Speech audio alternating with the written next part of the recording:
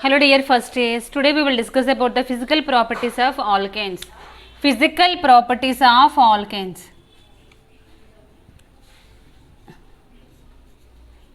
Physical properties of alkanes.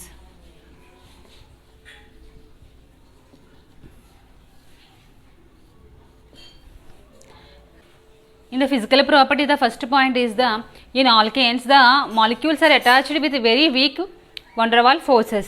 So weak, when the increase the molecular weight of the alkanes, automatically the van der Waals forces also increases. That means ఏమవుతుంది, van der Waals forces అనేవి గట్టిగా టైటెండ్ అయ్యి ఉంటాయి. ఎప్పుడైతే alkenes lower alkenes తీసుకున్నామో అప్పుడు దానికి ఏముంటుందంటే ఆ వాటిలో ఉండే మాలిక్యూల్స్ మధ్యలో van der Waals ఫోర్స్ అనేది చాలా తక్కువగా ఉంటుంది. That is the first point అన్న. Second point is the alkanes, some are gases, some are liquids, some are solids.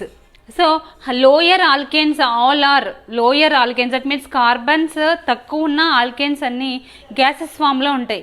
Methane, ethane, propane ఇవన్నీ లోయర్ ఆల్కేన్స్ కదా, ఇవన్నీ గ్యాసెస్ ఫామ్లో ఉంటాయి. ఇంటర్మీడియట్ ఆల్కిల్ మధ్యస్థంగా ఉండే ఆల్కేన్స్ అన్నీ లిక్విడ్ ఫామ్లో ఉంటాయి. ఏవైతే హయ్యర్ ఆల్కేన్స్ ఉన్నాయో those are visible, those are solids. Okay, so alkanes are some are solids, liquids and gases. The lower alkanes are gases, intermediate alkanes are liquids and higher alkanes are solids. Okay, the alkanes are soluble in non-polar solvents. Like non-polar solvents enti benzene, ether and carbon tetrachloride, వీటన్నిటిలోని ఈ alkanes అనేవి dissolve అవుతాయి. ఇవన్నీ non polar solvents అనమాట. ఈ alkenes తీసుకెళ్ళి అందులో మన సాల్వెంట్లో కనుక యాడ్ చేస్తే కనుక అవి కంప్లీట్గా సాల్బుల్ అవుతాయి. That is the third point. ఇంకా remaining of the melting point and boiling point. Melting point అయితే సాలిడ్స్కి, అంటే మనం ఆల్కెన్స్లో కొన్ని సాలిడ్స్ ఉన్నాయనుకున్నాం కాబట్టి వాటికి మెల్టింగ్ పాయింట్ ఫైండ్ అవుట్ చేస్తాం. అలాగే ఆల్కెన్స్లో కొన్ని లిక్విడ్స్ ఉన్నాయి కాబట్టి బాయిలింగ్ పాయింట్ ఫైండ్ అవుట్ చేస్తాం. So boiling point are very అంటే the alkanes are possess a very lower boiling points. When they increase the molecular weight of the alkanes, automatically the boiling point also increases because of the van der Waals forces.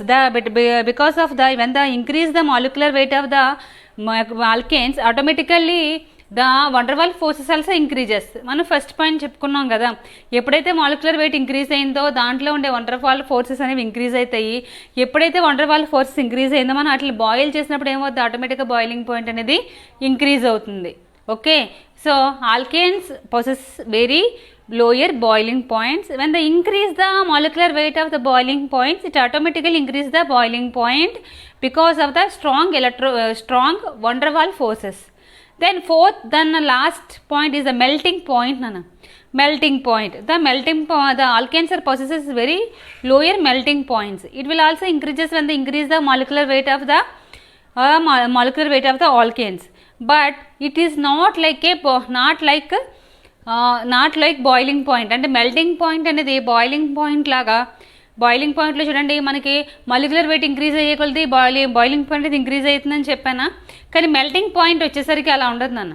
Melting point అంటే some are not regular. అంటే మనం ఏంటి increase అయింది కాబట్టి increase అవ్వాలి అని అనుకుంటాం, కానీ ఇవి నాట్ రెగ్యులర్. అంటే కొన్ని ఇంక్రీజ్ అయితే కొన్ని ఇంక్రీజ్ అవ్వవు కాబట్టి it's not like A boiling point. ఈ బాయిలింగ్ పాయింట్లో అనేది మెల్టింగ్ పాయింట్ అనేది మాలిక్యులర్ వెయిట్ అయితే అన్ని వైపు నుంచి ఇంక్రీజ్ అయ్యే ఛాన్స్ అనేది తక్కువ. ఓకే, ఈ 5 పాయింట్స్ నాన్న. First in the alkane molecules attached very weak van der Waals forces. These are becoming strong when they increase the molecular weight of the alkanes. Okay, the second point is the alkanes are 3 types: solids, liquids, gases. Lower alkanes are gases, intermediate alkanes are liquids, higher alkanes are solids. Then third point is the ఈ solvents, the alkanes are in these alkanes are soluble in non-polar solvents like benzene, ether, carbon tetrachloride, like that solvents. Then melting point and boiling point. Melting point and boiling point also possesses very low melting points. Alkanes are possesses very low melting points and boiling points. When increase the molecular weight, automatically it will increase. Both are increase, but in boiling point increases, melting point not regular. Okay, these are the physical properties. Then we are discuss about chemical properties. As physical properties are there chemical properties also. So chemical properties in this alkanes we are discussing about substitution reactions. Already we know about the substitution reactions, halogenation, nitration, sulfonation, like that reactions. Okay, so today we discuss about halogenation. Halogens. Already you know about halogens. Okay, so halogens are the 17th group elements. Chlorine, fluorine, bromine, iodine, all are the halogens. Here halogens means alkanes are ready to react with any halogen like fluorine, chlorine, bromine, iodine. But the reacting order of the halogens with alkanes తో ఏ halogen ఎలా react అవుతుందో మనకు తెలియాలి కదా. So ఆ reacting order బట్టి halogens అంటే అనేవి ఆల్కేన్స్తో రియాక్ట్ అవుతాయి. అంటే అన్ని హాలోజన్స్ ఆల్కేన్స్తో రియాక్ట్ అవుతాయి. బట్ కొన్ని హాలోజన్ అంటే ఏ హాలోజన్ రియాక్టివిటీ ఫాస్ట్గా ఉంటుంది కంపేర్ టు అదర్స్ అనేది చూద్దాం. ఓకే, సో మనకు తెలుసు కదా ఫస్ట్ రియాక్టివిటీ ఆర్డర్ ఏంటంటే fluorine, next chlorine, bromine, iodine అన్న. ఇది reactivity order of halogens with alkanes.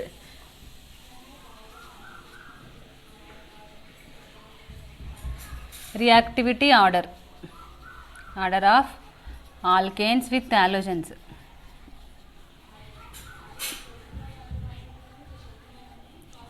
This is the order. Then second alkanes are some are primary alkanes, some are secondary alkanes, some are tertiary alkanes. 3 types of alkanes are there. But the replacement of hydrogen and which alkanes are more ready to replacement of hydrogens are the tertiary, then secondary, then primary. Okay, అంటే tertiary halogen అనేది రెడీగా ఉంటుంది replacement of halogen. అంటే మనకి ఏం చేస్తాం, ఆల్కేన్స్తో halogen react అయినప్పుడు ఆ ఆల్కేన్స్లో ఉన్న హైడ్రోజన్ ప్లేస్లో ఈ హాలోజన్స్ అనేవి రీప్లేస్ అవుతూ ఉంటాయి. సో హాలోజన్స్ రీప్లేస్ అవుతున్నాయా ఉన్నప్పుడు మనకి టెరిషరీ ఆల్కేన్స్లో ఫాస్ట్గా జరుగుతుంది, తర్వాత సెకండరీ, తర్వాత ప్రైమరీ. ఓకే, హాలోజినేషన్ చూద్దామా.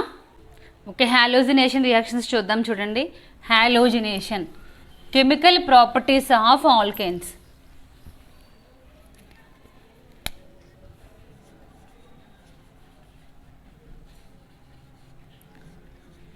Chemical properties of alkanes.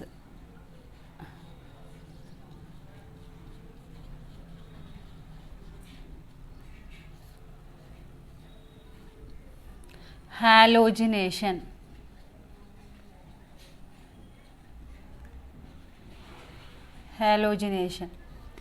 So alkanes are reacting with the halogens in the presence of high temperature or UV light, like that light.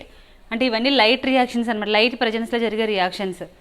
Light, so to form halogenated compounds. Suppose methane you take. Methane is reacting with halogens in the presence of sunlight to form methylene chloride, methyl chloride, chloroform, carbon tetrachloride, like that compounds. మనం ఏం think చేస్తాం, ఏదైనా reaction అయితే product ఒకటే వస్తుంది కదా అని. కానీ ఇక్కడ మనకి ఈ హాలోజినేషన్ రియాక్షన్ ఇందులో ఆల్కేన్స్లో ఇది ఏంటంటే ఫ్రీ రాడికల్ రియాక్షన్ అనమాట. ఫ్రీ రాడికల్స్, ఇక్కడ రాడికల్స్ ఫామ్ అవుతాయి. ఎప్పుడైనా మనం ఆర్గాన్ రియాక్షన్ చేసినప్పుడు మనకి ఏం ఫామ్ అవుతాయి అంటే అయాన్స్ ఫామ్ అవుతాయి, క్యాటయాను, యానియాను ఫామ్ అవుతాయి. కానీ ఈ హాలోజినేషన్ రియాక్షను ఇందులో ఏంటది మనం చెప్పుకోబోయేది హాలోజినేషన్ ఫ్రీ రాడికల్ రియాక్షన్ చెప్పుకుంటున్నాం. ఫ్రీ రాడికల్స్ అంటే రాడికల్స్ ఎలా ఫామ్ అవుతాయి, అసలు యాక్చువల్గా మనం ఇంతవరకు కెమికల్ రియాక్షన్స్లో అన్ని అయాన్స్ గురించే కదా నేర్చుకున్నాం, అంటే యానియాను, క్యాటయాన్. ఇక్కడ రాడికల్స్ ఫామ్ అవుతాయినా నేను బిఫోర్ చెప్పాను ఏమని, ఇది లైట్ ప్రెజెన్స్లో జరిగే reaction. The reaction is totally going in presence of light. So before if you form ions, cation or anions, it will going through totally temperature. Here we are using only light presence-లో జరిగే reactions అన్నిటికీ ఏమవుతుందంటే radicals form అవుతాయి. అదే heat ప్రెజెన్స్లో జరిగే reactions అన్నిటికీ మనకి ఏం form అవుతుందంటే అయాన్స్ ఫామ్ అవుతాయి. ఇప్పుడు లైట్ ప్రెజెన్స్లో కాబట్టి రాడికల్స్ ఫామ్ అవుతాయి అనమాట. సపోజ్ క్లోరిన్ తీసుకున్నాను, Cl కదా, హాలోజినేషన్ చేస్తాను, క్లోరినేషన్ చేస్తాను. సిఎల్ తీసుకున్నప్పుడు నీకు లైట్ అప్లై చేస్తున్నాను. లైట్ అంటే ఇక్కడ మనం ఎలా తీసుకుంటాం, హెచ్మ్యూ అని ఉంది అంటే అది లైట్ ప్రెజెన్స్లో జరిగే రియాక్షన్. అయితే ఇక్కడ ఎప్పుడైతే హెచ్మ్యూ లైట్ వేసావో ఇక్కడ ఏమవుతుందంటే CL radical plus CL radical form అయింది. అదే యాక్చువల్గా మనం లైట్ తీసుకోకుండా థర్మల్ యాక్టివిటీ అంటే థర్మల్ కండిషన్లో చేస్తే ఏమవుద్ది, సిఎల్ ప్లస్ సిఎల్ మైనస్. కానీ ఇది totally free radical substitution reaction అనమాట. వాడు ఫ్రీ రాడికల్ సబ్స్టిట్యూషన్ రియాక్షన్ అన్న ఇదే రాయాలి, ఫ్రీ రాడికల్ సబ్స్టిట్యూషన్ రియాక్షన్.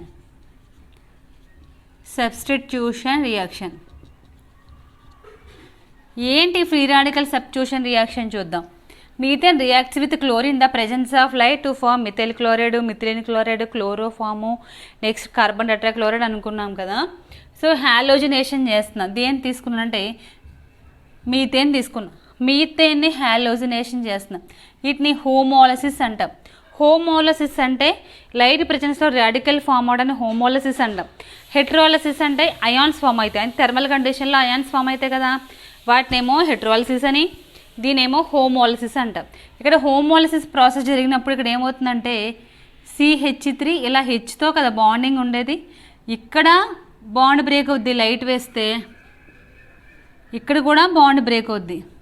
అప్పుడు ఏమవుతుంది, ఇక్కడ ఒక బాండ్ బ్రేక్ అయితే ఇక్కడ ఒక రాడికల్ ఫామ్ అవుతాయి. అంటే ఇక్కడ బాండ్ ఇలా బ్రేక్ అవుతుంది, ఇలా చూపిస్తాం అనమాట. ఇలా చూపిస్తే ఫ్రీ రాడికల్ రియాక్షన్స్ అని. ఇలా ఇది హోమోలైటిక్ ఫిజన్ అనమాట. అయితే ఇక్కడ ఏమవుద్ది, ఇక్కడ ఒక రాడికల్ ఫామ్ అవుద్ది. హోమోలైటిక్ ఫిజన్, హెట్రోలైటిక్ ఫిజన్ అంటాం అన్న. హోమోలైటిక్ ఫిజన్ అంటే రాడికల్ ప్రెజెన్స్లో బాండ్ బ్రేకింగ్ అనమాట. హెట్రోలైటిక్ ఫిజన్ అంటే థర్మల్ కండిషన్. ఇక్కడ హోమోలైటిక్ ఫిజన్కి ఇలా చూపిస్తాం. ఓకే, అయితే ఇక్కడ ఏమైంది, రాడికల్స్ ఫామ్ అయ్యాయి కదా. ఇప్పుడు ఏమవుతుందంటే CH3 radical combine with CL radical, that means form CH3Cl. Then remaining what you left here, HCl. H radical CL radical mix HCl form అవుద్ది. దీన్ని ఏమంటామంటే మిథైల్ క్లోరైడ్ అంటాం. Okay, then take methyl chloride CH3Cl తీసుకున్నా, methyl chloride తీసుకున్నా. ఇది first అనుకోండి, second reaction అనుకోండి. తీసుకుని మళ్ళీ దీనికి రాడికల్ యాడ్ చేసా, CL, మళ్ళీ లైట్ అప్లై చేసా, హెచ్మ్యూ లైట్ అప్లై చేసా. మళ్ళీ ఎక్కడ బాండ్ బ్రేక్ అవుద్దంటే ఇదిగో CH3 కదా, దీన్ని ఇలా రాసిన CH2H. మళ్ళీ ఇక్కడ జరుగుద్ది ఫిజన్. అప్పుడు ఇక్కడ రాడికల్ ఫామ్ అయితే ఇక్కడ రాడికల్, మళ్ళీ ఇక్కడ రాడికల్ ఫామ్ అవుతుంది, ఇక్కడ రాడికల్ ఫామ్ అవుతుంది. అప్పుడు ఏమవుతుంది, CH2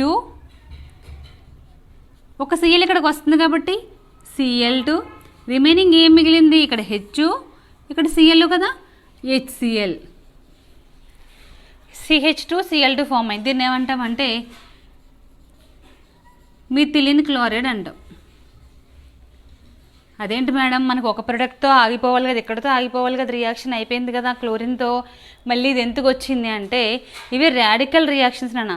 అవి ఏమవుతాయి, వాటికవే బాండ్ బ్రేకింగ్, బాండ్ ఫార్మింగ్, అవి చైన్ అలా ఫామ్ అవుతూ అలా రియాక్ట్ అవుతూ నెంబర్ ఆఫ్ ప్రొడక్ట్స్ ఫామ్ అవుతాయి.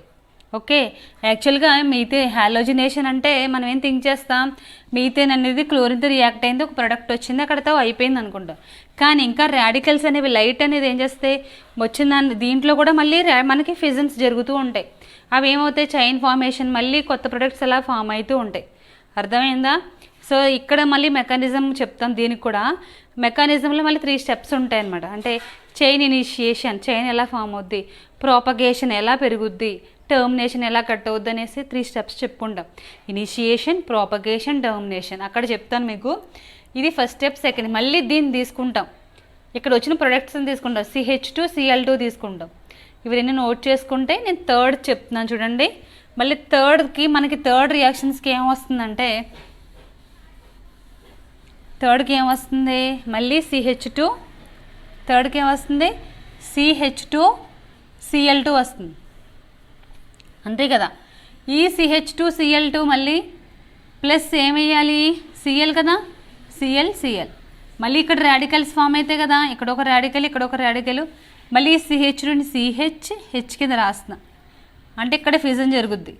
ఇక్కడ ఒక రాడికల్ ఫామ్ అయితే, ఇక్కడ ఒక రాడికల్ ఫామ్ అయితే, అప్పుడు ఏమవుద్ది, CH ఇక్కడ ఒక హెచ్ బ్రేక్ అయింది కదా, Cl2 ఉంది, ఇక్కడ నుంచి ఒక ఎల్ వస్తుంది కాబట్టి Cl3 ప్లస్ ఇంకేం మిగిలింది, ఇక్కడ నుంచి ఒక హెచ్, ఇక్కడ నుంచి Cl ఏమవుతుంది HCl.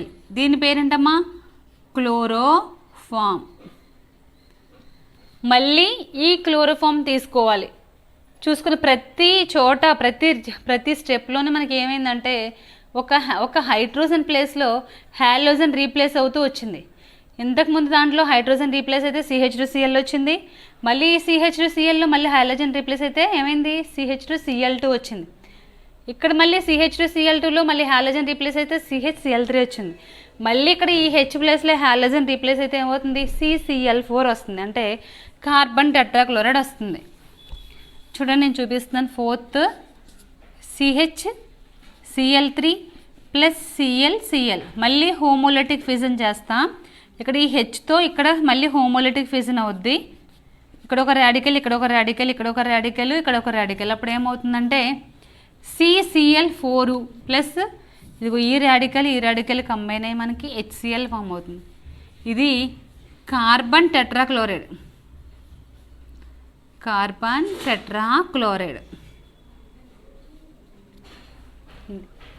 హ్యాలోజినేషన్ free radical substitution reaction అని కూడా అంటాం. ఇదంతా లైట్ ప్రజెన్స్లో జరుగుతుందన్న కాబట్టి రాడికల్ రియాక్షన్ అంటాం. లైట్ థర్మల్ రియాక్షన్ కాదు, లైట్ ప్రజెన్స్ జరుగుతుంది కాబట్టి ఇక్కడ మనకు రాడికల్స్ ఫామ్ అయ్యాయి. ఓకే, సో మెకానిజం అనేది నెక్స్ట్ క్లాస్లో చూద్దాం. ఇక్కడ మనకి చూడండి, మీథేన్ అనేది క్లోరిన్తో రియాక్ట్ అవ్వడం వల్ల మనకి ఎన్ని ప్రొడక్ట్స్ వచ్చాయి 4. Methyl chloride, methylene chloride, chloroform, carbon tetrachloride 4 reactions చూపించాం కదా. రేపు ఈ 4 రియాక్షన్స్కి మెకానిజం చెప్తాను నెక్స్ట్ క్లాస్లో. Okay, I hope you understand. Bye, take care.